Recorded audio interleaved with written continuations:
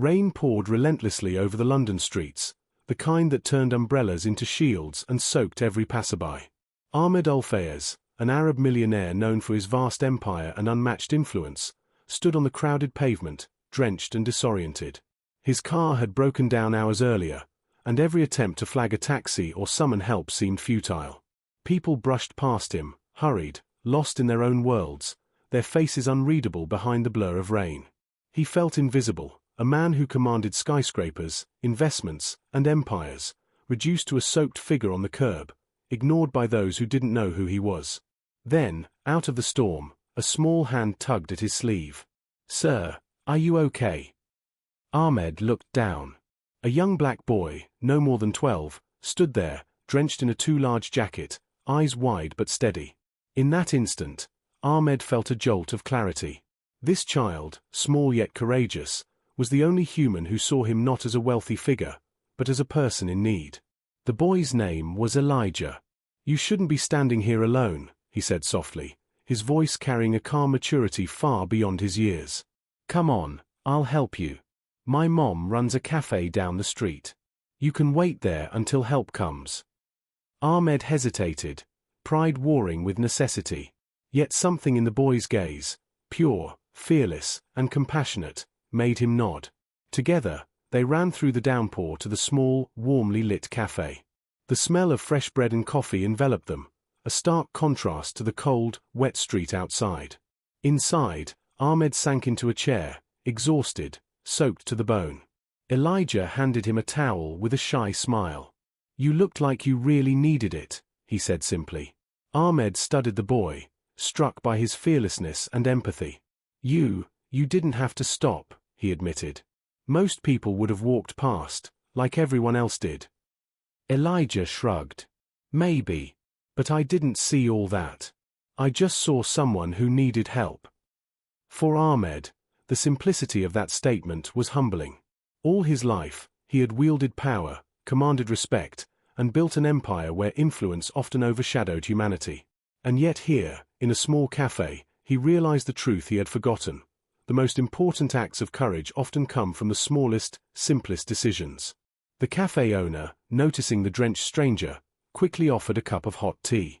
Ahmed sipped, feeling warmth seep through him, not just from the drink, but from the realization that this boy, Elijah, had done something many could not. He had seen him as a human being first.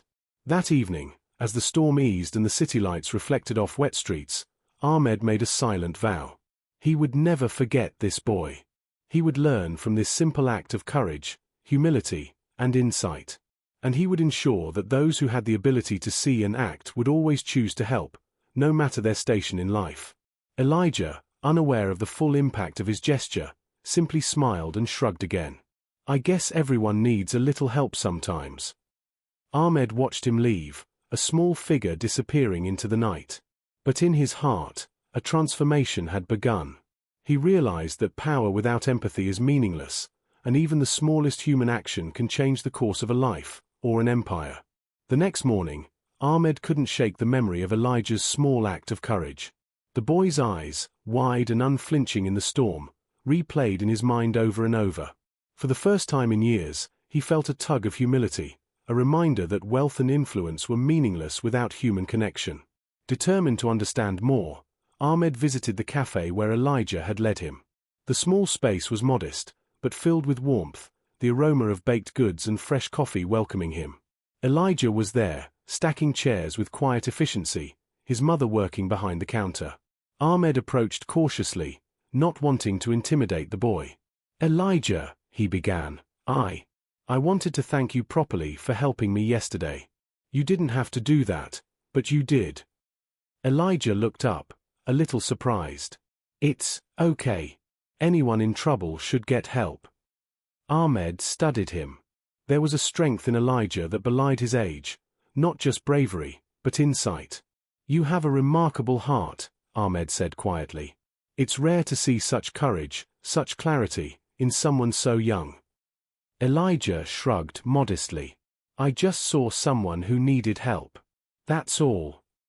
As the day progressed, Ahmed observed the cafe and its patrons, noting the lives surrounding him that he had ignored for so long.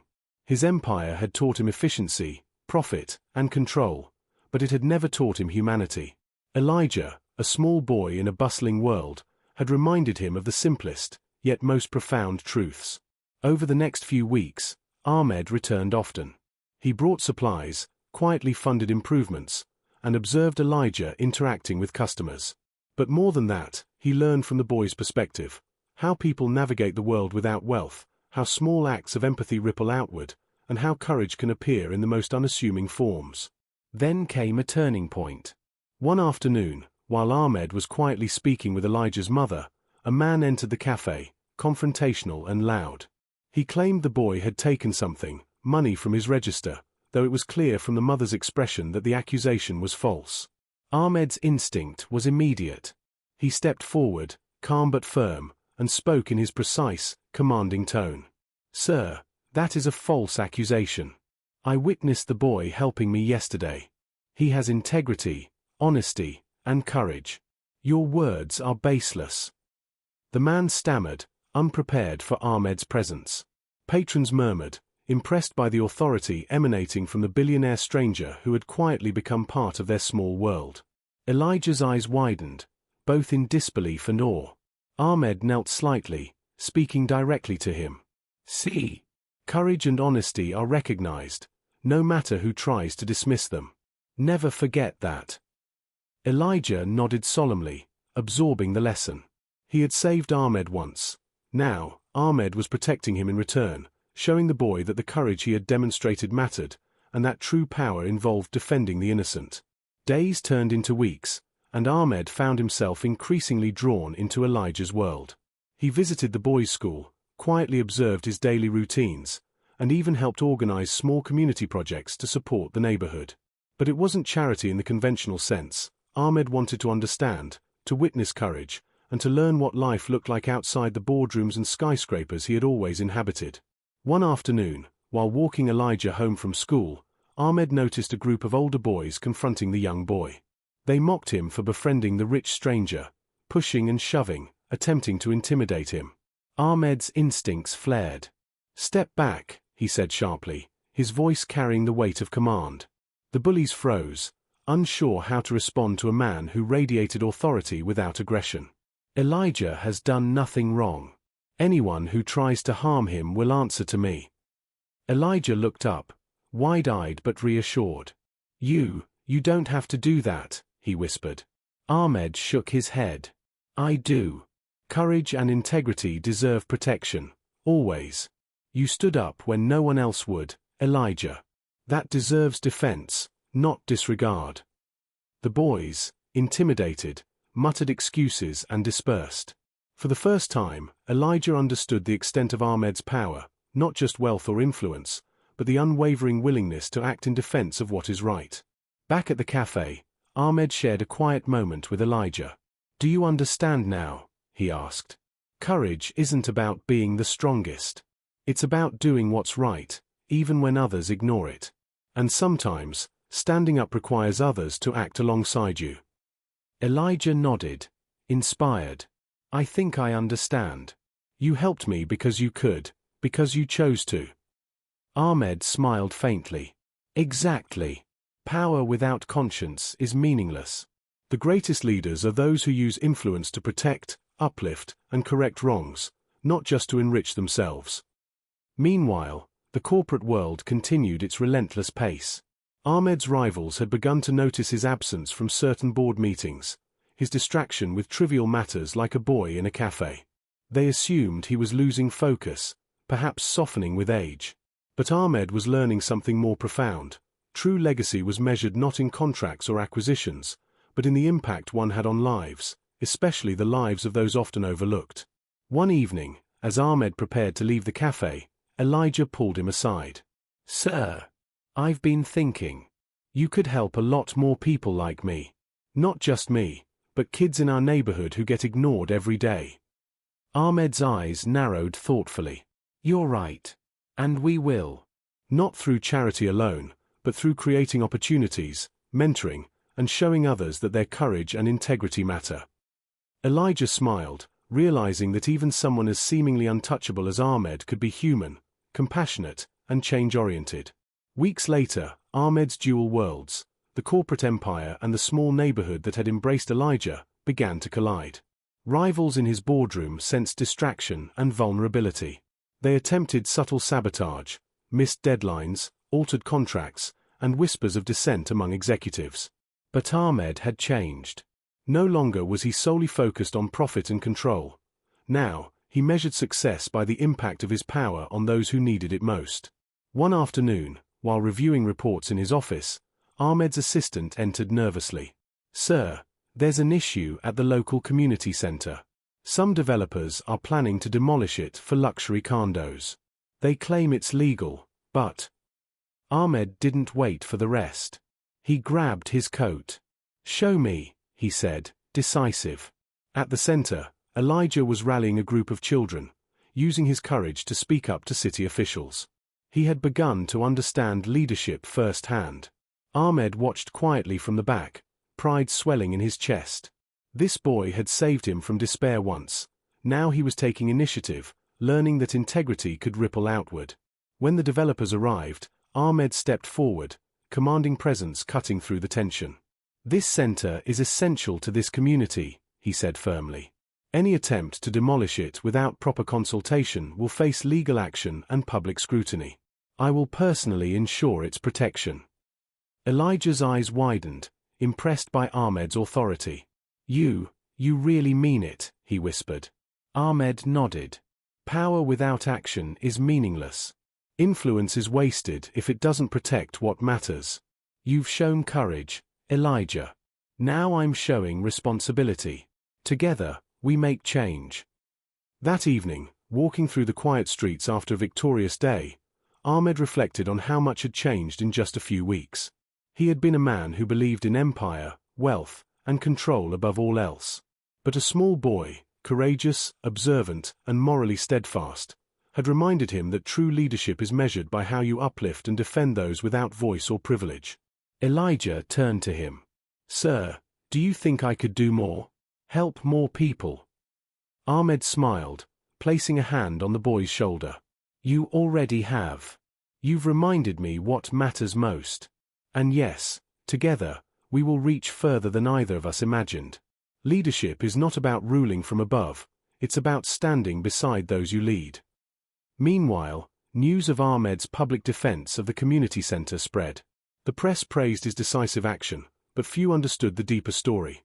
A millionaire Arab CEO had been humbled, inspired, and transformed by the courage of a small black boy who refused to ignore someone in need. In the boardroom, rivals now treaded carefully. They sensed the subtle shift in Ahmed, a man whose power was now tempered by empathy, responsibility, and a renewed moral compass. His influence had become formidable not because of wealth, but because he acted decisively to protect, guide, and inspire. A few weeks later, Ahmed's life became a delicate balancing act. The corporate world demanded his attention, while the community and Elijah's guidance required his heart. Rivals, sensing that Ahmed's focus had shifted, attempted a subtle but dangerous move. They leaked false stories about his business ethics, trying to discredit him while questioning his priorities. Ahmed remained calm. He had learned that true power was not about intimidation, but about measured action and moral authority. "We respond with transparency, evidence, and integrity," he told his executive team. "Let the truth speak louder than lies. That is how real influence is wielded." Meanwhile, Elijah continued to grow into his own courage. Inspired by Ahmed, he organized neighborhood initiatives, mentored younger children, and even confronted adults who tried to bully or dismiss them. Ahmed watched with pride, recognizing in Elijah the same strength that had once saved him, a reminder that leadership can emerge from the smallest, most unexpected places. One evening, as the city's lights flickered against the rainy streets, Ahmed and Elijah walked along the riverfront. The boy spoke earnestly. "Sir, do you think people will ever understand that courage isn't about wealth or size? That even someone small can make a difference?" Ahmed smiled. "They will, Elijah. And they already are. But the world needs more people like you, brave enough to act when others look away, wise enough to stand by their principles, and compassionate enough to help without expecting reward." Suddenly, a commotion arose nearby. a group of adults attempting to intimidate children who were playing in the park. Without hesitation, Ahmed stepped forward, commanding attention. "Leave them alone," he said, his tone calm but unyielding. The adults froze, recognizing the authority and moral certainty in his voice. The children, including Elijah, watched in awe. Courage inspired courage. The following week, Ahmed hosted a small gathering at the café, inviting community leaders, local families, and even city officials. He spoke about integrity, responsibility, and the importance of empowering others. "True wealth," he declared, "is measured by the positive impact we have on the lives of others. Influence is valuable only when it protects, uplifts, and guides." Elijah stood beside him, proud but humble. Together, they symbolized a new kind of leadership, one born not of titles or money, but of empathy, courage, and action. The community responded with applause, understanding that the most remarkable transformations often begin with the smallest gestures. Ahmed knew the journey was far from over. There would always be challenges, skeptics, and rivals. But he had learned the most important lesson: true power lies not in being noticed, but in noticing others when they are unseen. The city skyline shimmered under the evening lights as Ahmed and Elijah walked through the bustling streets. It had been months since that stormy day when a small boy had stopped to help a lost billionaire, and the world had shifted quietly yet profoundly. That night, a final test emerged. A major construction company tried to forcefully acquire the community center, bypassing legal procedures and threatening the families who depended on it. Ahmed immediately intervened, using his influence, legal knowledge, and moral authority to halt the project. But this time, he didn't act alone. Elijah spoke confidently to city officials, media representatives, and community members, describing the importance of the center and the courage it takes to protect what matters. Together, father and son, or rather, mentor and protege, two lives intertwined by fate, created a force impossible to ignore. The officials backed down, the press covered the story positively, and the community rallied. After the confrontation, Ahmed and Elijah stood in front of the center, watching the children play safely once again. Elijah turned to Ahmed. "You know, I never thought someone like me could make this much difference." Ahmed placed a firm, proud hand on his shoulder. Courage doesn't measure itself by size, wealth, or influence. True courage is seeing what needs to be done and acting, even when the world walks past. You reminded me of that. And now, together, we've shown that anyone, no matter who they are, can change the world. Elijah smiled. "Then I guess I learned from the best." Ahmed shook his head, his expression gentle but resolute. "No, Elijah.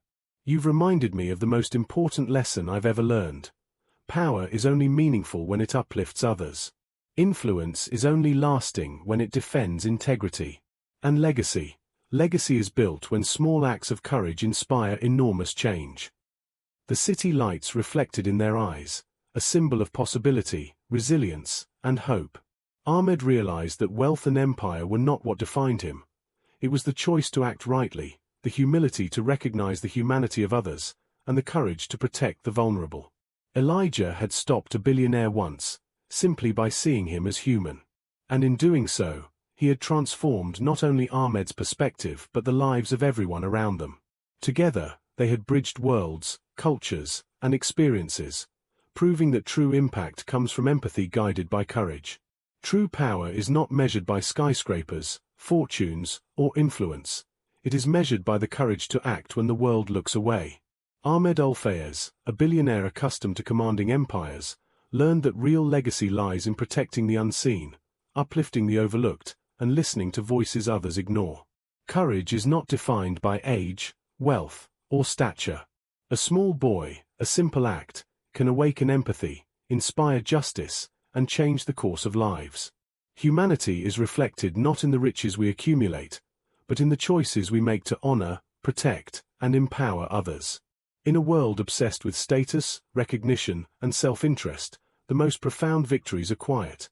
They are the acts of kindness, the decisions to defend truth, and the willingness to see what others refuse to notice.